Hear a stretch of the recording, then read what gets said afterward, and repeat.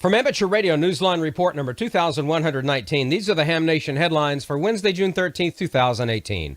Someone named Marconi has successfully completed a contact by wireless across a body of water. Almost 120 years after this transmission created unprecedented news. And this is, of course, a different Marconi. Imagine a QSO with a Marconi. If you had been at the Cape Cod National Seashore on Thursday, May 31st, you would not have needed your imagination.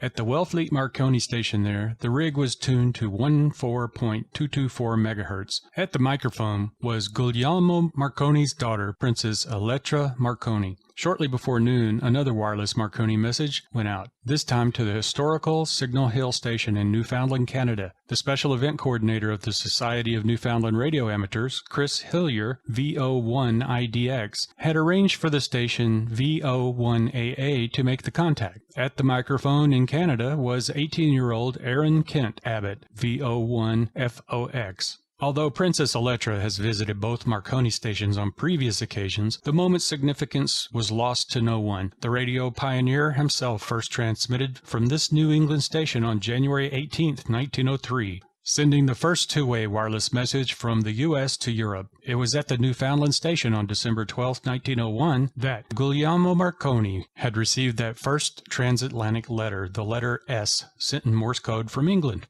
More than a century later, the event in May was no less remarkable. For Amateur Radio Newsline, I'm Kevin Trotman, N5PRE. To hear the QSO between Princess Elettra and the Society of Newfoundland Radio Amateurs, visit our website, arnewsline.org, and click on the tab that says Extra. Fresh on the heels of the recent Museum Ships Weekend is International Museums Weekend. And in Ireland, one participating radio museum also has a Marconi connection.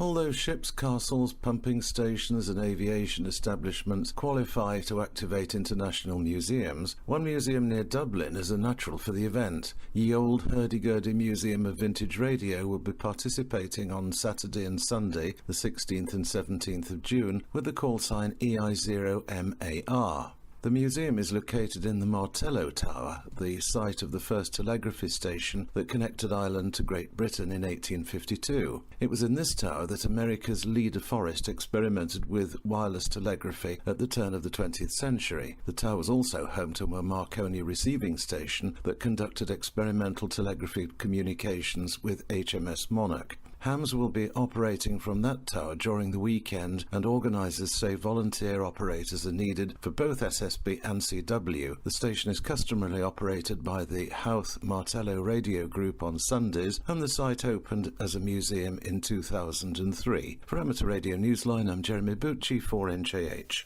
Just in time for Field Day, the ARRL has produced some new public service announcements with someone very well known both in and out of the usual ham radio circles.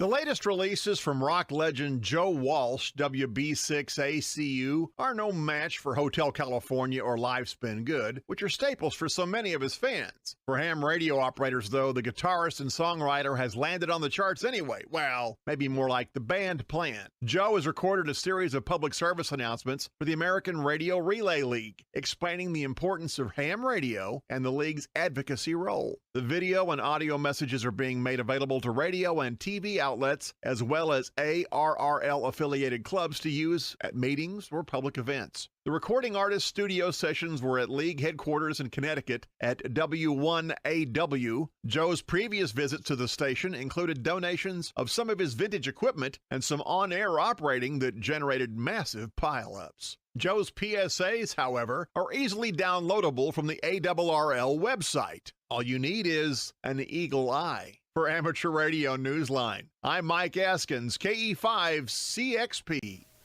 For the rest of this week's Amateur Radio News, please listen to the full Amateur Radio Newsline report online on a repeater near you or on shortwave radio station WTWW at 9930 and 5085 kilohertz. And that's all from the Amateur Radio Newsline, your independent source for amateur radio news for 4 decades and counting at www.arnewsline.org. With Kevin Trotman, N5PRE, Jeremy Boot, G4NJH, Mike Haskins, KE5CXP, Karen Eve Murray, KD2GUT at the news desk in New York, and our news team across the globe.